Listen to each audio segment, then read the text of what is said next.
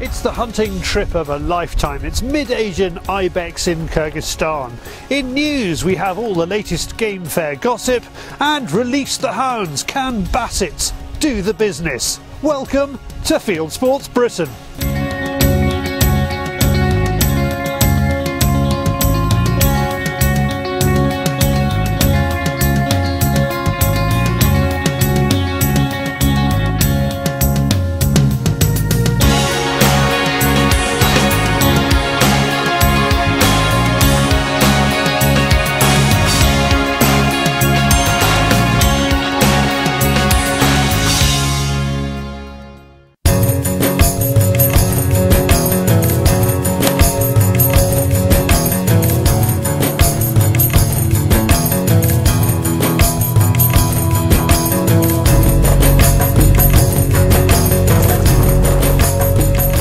For me, there's no other hunt like this.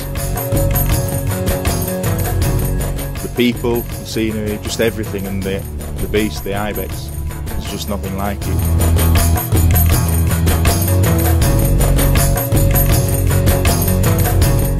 For me, climbing mountains, fly fishing, or this, that's what life is. And if I couldn't do it, I'd wonder why I was here.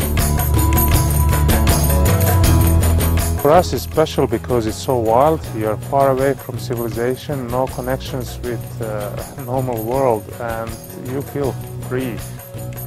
The last time I came I said there's no other hunt I want to do because I just can't get any better than this, so yeah, it's just what I want to do.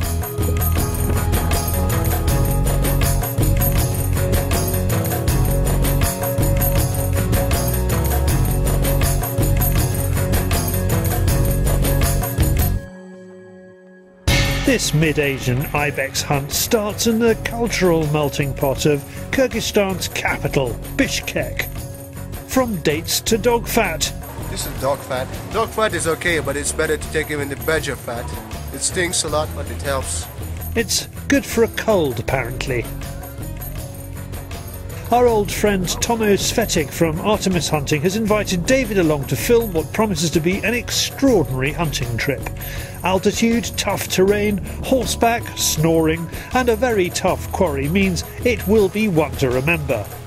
Joining Tomo are like-minded madmen Craig Coote and Rob Gearing. Craig has done this before and he said yes to this trip before Tomo had even finished his sentence. He's the technical wizard behind Tier 1, respected for their quality scope mounts and shooting accessories. Rob Gearing is a hunter, fisherman and mountain climber and the inventor of the Javelin magnetic bipod. The one I'm worried about is the cameraman. To break in the Kyrg virgins gently, Tomo has a roadside treat for David and Rob and, well, let's just say he hasn't been completely honest. They start with fermented mare's milk. That bit is true. Rob is tough dog. Nice, David. Sharp. Just eat them like candy, like it's not bad. David now thinks he has to chew on sun-dried pony testicles. They've been warning me about this for 3 days. Mine's still going. It is in fact a hard, very salty cheese. That's it, David. Initiation. Come on, David. Be on. Come on, you can do it. Sure way.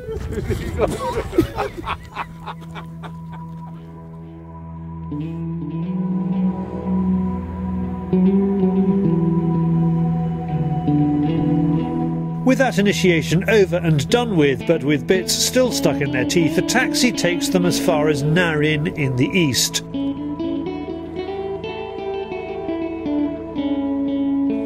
From there it's another 2 hours by road and 2 more off-road.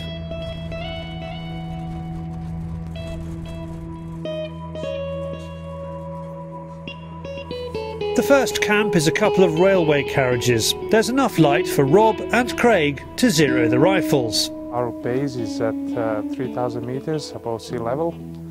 So we would like to acclimatize today just for the altitude, and tomorrow we'll go slowly on horses all up to 4,500 meters to get some ibex. Rob sensibly has the compact and light Blaser R8. Craig has something a little more weighty, but he loves it. We're using a Walker custom rifle built by Pete Walker in Halifax in Yorkshire, and it's based on a Bat Action Krieger Supermax barrel, and it's topped off with one of the new Zeiss V8 scopes. Fantastic for long range dialing in, which you need to do with these animals, because you can be shooting at up to 700-800 yards with them. So you really need your optic up to speed, and I've never found anything as good as this yet. Topped off with the Tier 1 mounts, again because it's a very heavy recoiling rifle. It does need something that's got to really hold it securely. And again, I've never found anything as good as a Tier 1 mount. It does help that I actually manufactured a Tier 1 mounts, of course, but there you go. Maybe a little bit of prejudice in there. And they're topped off again with a Tier 1 muzzle brake just to tame the recoil. Because on a rifle like this, it's actually using 94 grains of powder, pushing a 200 grain bullet at 3,100 feet per second. So it's very heavy recoiling, lots of muzzle flash. And I don't like recoil. The muzzle brake really does tame it, so usually I'd use a moderator on here, but in Kyrgyzstan you're not allowed to use moderators, so the next best thing is this muzzle brake. Stops muzzle flip, knocks recoil down to probably less than a 308 to be perfectly honest. So we've got the rifle now shooting accurately up to 700 yards. If we're going to miss, it's got to be down to pilot error rather than the rifle, I think. After a decent night's rest and some diesel siphoning, it's another 2-hour drive further into the mountains. We're close to the Chinese border, and there are plenty of reminders that the Russians like this place too.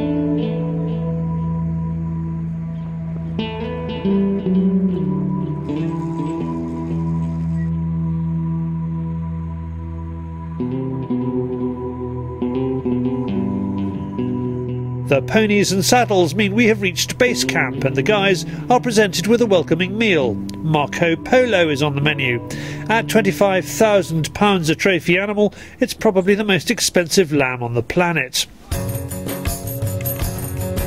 The horse trekking element of this trip has been David's biggest worry.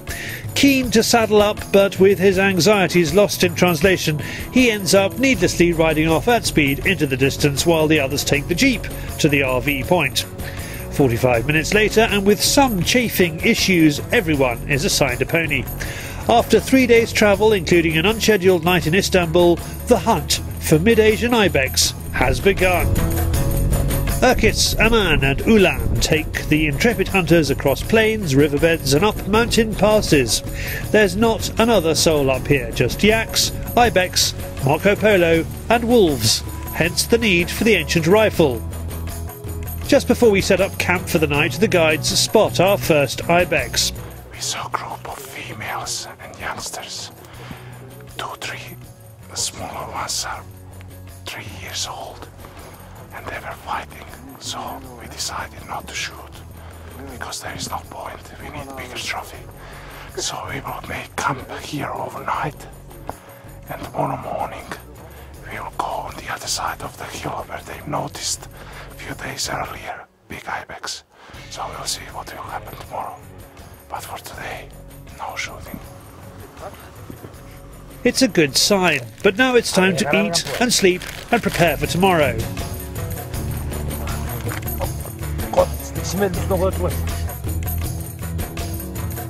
What a few days it's been. Incredible scenery.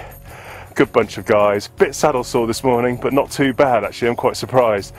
But the biggest challenge so far has been the horse's testicle and the mare's milk. But seeing ibex last night was really exciting. So hopefully today we'll get on one. It's a frosty morning, but the sun soon warms the mountains. The group ascends another few hundred metres and waits for the guides to report back.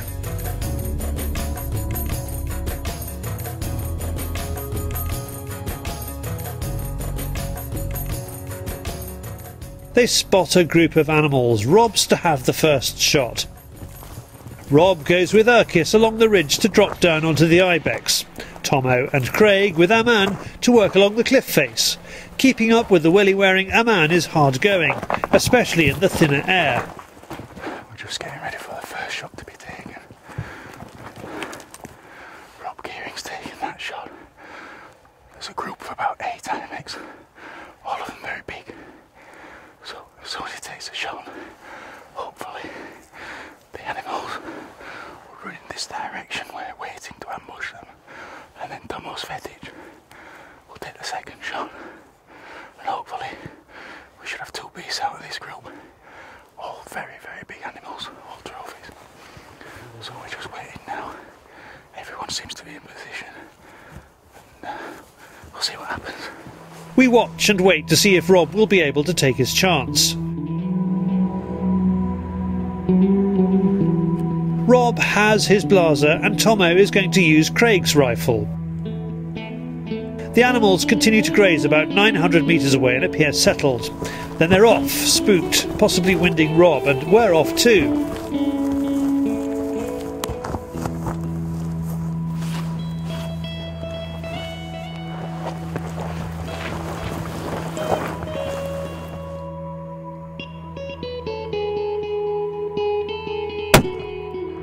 The rifle slides off the rucksack as he takes the first shot.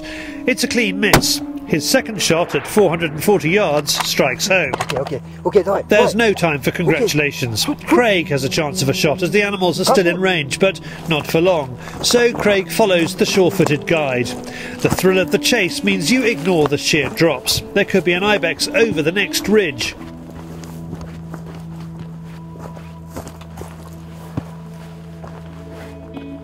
We arrive too late and Aman makes his feelings known under his breath. No translator required. Where? Hard work. When they go, don't they? They certainly do. Very challenging quarry, very. You're working as much against the terrain as you are against the wildness of the animal. But there's nothing to beat it. He says, Just don't look down. just so look down. And our translator and the binders is just telling us how useless we are for not keeping up with him. I'm just glad to have made it here, but I ain't looking forward to climb back up there. I'm really pleased. I missed the first shot. The second one was spot on. It was a very awkward position. And the second shot I didn't go for the biggest one. I went for a good one. They were all good actually. But I went for one which presented himself really good. And I was really calm to shoot, so very nice. I'm really happy with this one. And thanks to my guide who was guiding us all the time. Oh man, really good. Oh, watch out, watch out. Yeah. It's very dangerous. No.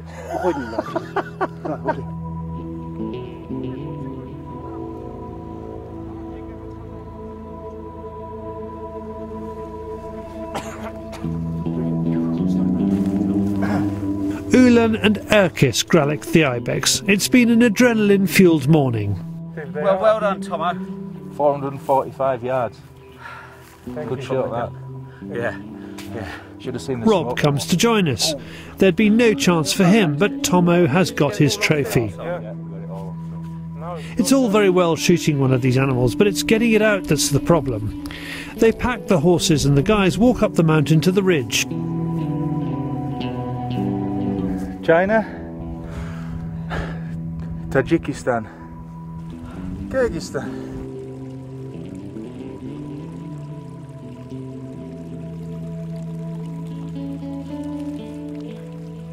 Nothing from this animal is wasted. Back at camp, the entrails are cleaned and the joints packed ready for storage. They're to be stored under a rock face for us to pick up when we drop down the mountain pass in a few days' time, hopefully with a few more animals. Next time, Rob pulls off an almighty shot. We ranged like 698 yards. And we learn some helpful, Nothing worse than a sore backside, so the trusty coconut fat is full marks again. and not so helpful tricks for making life more comfortable when hunting in the mountains. Well, we will bring you the second half of the Ibex film next week, and we'd like to say thank you to Harkila for keeping David and his cameras warm and dry throughout that adventure. And if you'd like to win the Harkila Slim Pack with camera holder that David used and modelled here by Rob Gearing, then all you need to do is leave a comment below or on this film's Facebook page. To add to the prize pot, Rob is offering one of his Javelin bipods, Craig is throwing in a set of Tier 1 mounts, very nice, and David has very generously agreed to put in a pair of horse's testicles like the ones he had to eat. And here is that very generous man in person. It's David on the Fieldsports Channel News Stump.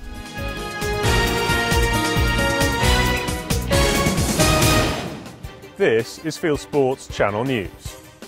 You couldn't make it up. Game fairs are being announced and scrapped by the hour, all of them hoping or choosing not to replace the cancelled CLA Game Fair. The National Game Fair is to take place at Ragley Hall in Warwickshire on the last weekend in July and comes from the same team that delivered the CLA Game Fair this year. Meanwhile, Ian Harford of Countryman's Fairs has now shelved his plans of the Great British Game Fair at Belvoir Castle for the time being. But Wes Stanton of Blaze Publishing is still running his UK Game Fair at Stoney Park. In an exclusive interview, which is now somewhat dated, we put Wes Stanton and Ian Harford in the same room to discuss the Game Fair issue. I've got the Game Fair! I've got the Game Fair! I've got the Game Fair! I've got the Game Fair! Anyway, moving on, and we had so much material. Laporte, the clay pigeon trap manufacturer, has had a rough year building and delivering traps for the 2016 Rio Olympic Games. It released this video showing the fire and the floods that have hit its French factory and how it's got through. Fire gutted the factory in the summer of 2014, and this month the new 400,000 square foot factory in Biot survived flash floods that killed 16 on the French Riviera because production is on the first floor. However, unless it gets hit by meteorites or a plague of locusts, Laporte expects to deliver the traps ahead of schedule. Go on then. Traffic is a problem at the Game Fair, so here is my new traffic manager. Hello, boys and girls. The moment an elk hound was attacked by wolves has been captured on camera in Sweden. 4-year-old elk hound Clara was out moose hunting with her owner when the wolves closed in. Her protective vest saved her. Owner Tommy Berglund found her after the attack and drove her to a vet where she received stitches for several bite wounds and continues to recover. It was when he retrieved the footage from the GoPro camera on her back he saw what had happened. He sent the film to Spenk's Yak magazine, which posted it on YouTube. Thanks to viewer Bram Vandenberg for sending it to us. Now then, boys and girls, we don't like things being nicked at the Game Fair, so here is my new head of security. The Jack Russell Terrier is to get breed status by the Kennel Club. Up to now, the popular terrier, whose breeding is attributed to 18th century West Country sporting parson Jack Russell, has been a dog type. Now it's to be a breed. Crufts will never be the same again. It was bad news for viewer Mark Parrott. He went to sit on his high seat in the Ashdown Forest in the south of England when he found it had been stolen. Here he is trying it out in his garden in happier days. It's a double seat sold by A1 Decoys. He did manage to shoot 2 fallow prickets despite the poor start to his day. Every good shooting company needs a brand ambassador, and Fox Pro is the latest. It's appointed Eddie Nash from the popular Lamping Foxes group on Facebook and Northern Irish shooter Aidan Campbell. And finally, just for the sheer outdated hell of it, back to the Game Fair story. This is how the organisers of the Belvoir and Stoney events reacted when the Ragley Hall Game Fair was announced. They're doing one at Ragley Hall, Mr. Stanton. What are we going to do? Kiss and make up. Kissy, kissy, kissy. Yeah. You are out of date with Fieldsports Channel News. Stalking the stories, fishing for facts.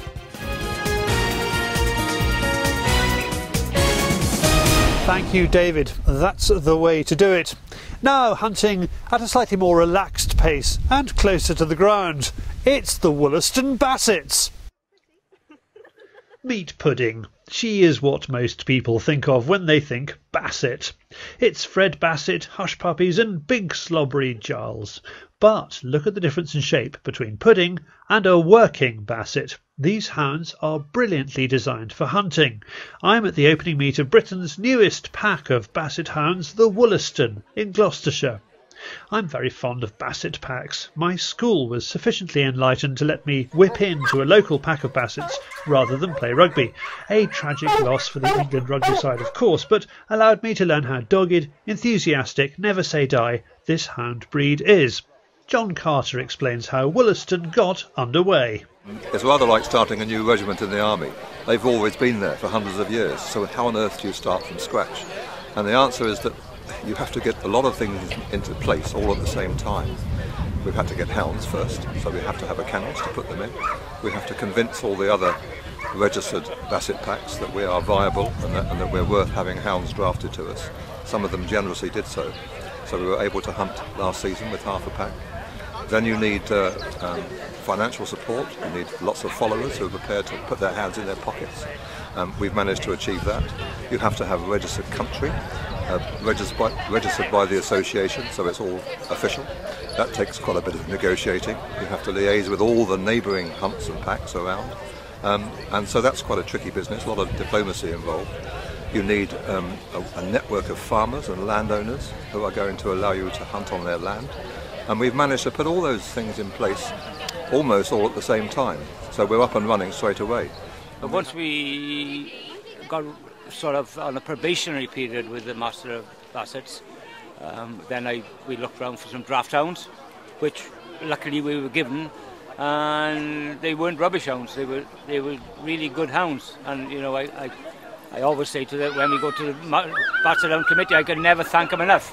As the hounds come out, the rain comes down, but it's only a short shower, and hunting looks good with damp, good scenting conditions. So we've been out and laid our trails already this morning, so we'll work our way across the fields behind us now over the next few hours. We have a lot of young hounds out today, first time out for them, so as whips it's going to be interesting today to try and keep them in order, but no doubt we'll have some super hunting and we'll be absolutely fine, and then we shall retire to the pub later on afterwards after a good day, I'm sure. Today we are chasing Izzy, who has a bottle of special scent. A new growth industry has taken up, which supplies hunts now with the scent in bottles of those creatures that they used to be able to hunt before the ban. We are trail hunting. Izzy is charged with charging round the countryside, laying the scent for the hounds to feather onto and follow. The first draw puts up a fox, which braves the main road to Chepstow, and hounds thinking of joining it have to be headed off. How was it? So where? Across the road, now that way. Ah. I said to you there was one about you, didn't I? We got him back now. So where do these hounds come from? Our main suppliers of the drafts were the Westerby from Northampton, the Four Shires from Oxford. We had a bitch given us in whelp by the Lenvale, so they said, you know, have the bitch whelp, but keep the pups and register them, but they had to have the bitch back, unfortunately. And then we had later on, just before the start of the season last year, we had a couple and a half given us from the East Links. Woolaston even had success at the all-important Peterborough Hound Show. We took every pup we had, yeah, because everybody walked a pup, and you know, as you know, they think, well, why won't you take my pup? My pup is lovely. So I said, oh, fuck you then. We'll take everything. So we took 4.5 couple of pups. And then we entered into the under 15-inch bitch class, entered bitch, and we won it. We won that class. Unbelievable, really. We still smiling about it now. So then, obviously, she had to go into the championship, and she was reserve champion. We haven't stopped smiling since. Yeah, it was unbelievable. For the first show, we thought we'd go up just to, you know, show our face, and it worked out well.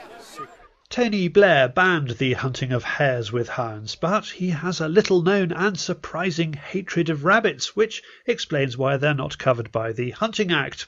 As well as watching the hound work, excitement comes from finding the occasional bunny.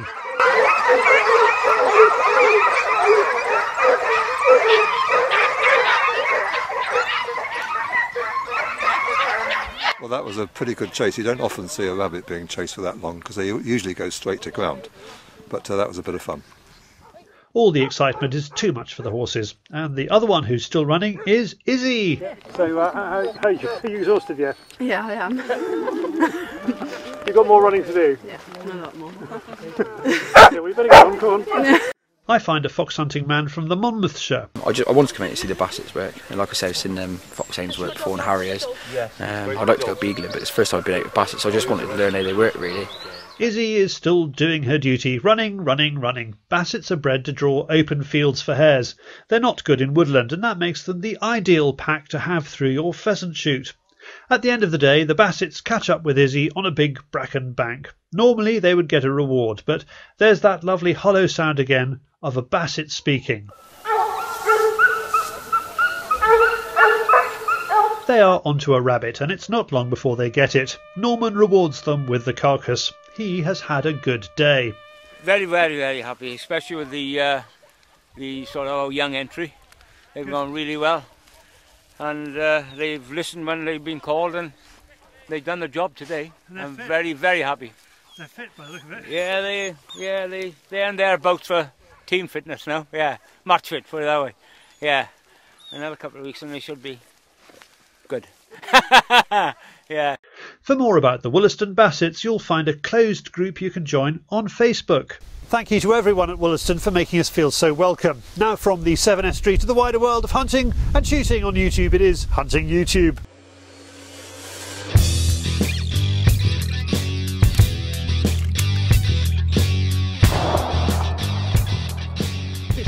YouTube, which aims to show the best hunting and shooting videos that YouTube has to offer. Robert van Reenen from the Netherlands sends me his Scottish Highlands deer stalking film where his friend Dietmar shoots his first stag. Epic 10 minutes. British game chef and presenter Mike Robinson appears in Halali magazine's latest, A Chamois Trip Up Mont Blanc. Usual gorgeousness not from Mike, from Halali of course. We talked about ptarmigan hunting in Iceland in news last week, and we featured the opening meet of an English Basset pack this week. Well, here's Norwegian Rune Jensen kind of bringing the two sports together, shooting grouse over a Basset called Jenny. Downwind Outdoors is back after a 6-month break. Eric and Jared try calling coyotes in the evening and get lucky just before dark. Important life skills from Dreispross in Germany. How to build a raccoon dog trap. What's a raccoon dog? Central European animal that's a lot like a raccoon. This film is in German, but the tips are universal. Here's a romantic idea. Couples going woodcock shooting. This brought to you by the government of New Hampshire in the USA. Married couple Tom and Erica Vilmuir try their luck pursuing the quick-flying American woodcock in New Hampshire's North Woods. Short and sweet, a long shot on a canvasback duck, and then a long retrieve including a dive by a Labrador called Blue. And finally, combining surfing with hog hunting on a trip to Samoa, this film has blue marlin fishing and a rank old boar, and I don't mean the presenter. That's it for this week. If you have a YouTube film you would like us to pop into the weekly top 8, send it in via YouTube or email me the link, charlie@fieldsportschannel.tv. Well, if you don't like that, how about this? It's Schools Challenge TV, and this week we're at the Oxford Gun Company for the first of the winter series and the last chance for kids to win that car that is on offer as the 10th anniversary prize in December. Click on the link on the screen for more. Well, we are back next week. If you haven't done so already, please subscribe. Please go to our website, fieldsportschannel.tv. Click to like us on Facebook, follow us on Twitter. Pop your email address into our constant contact box and we'll constantly contact you about this show. It's at 7 PM UK time every Wednesday. And this has been Fieldsports Britain. Good hunting, good shooting, good fishing, and goodbye.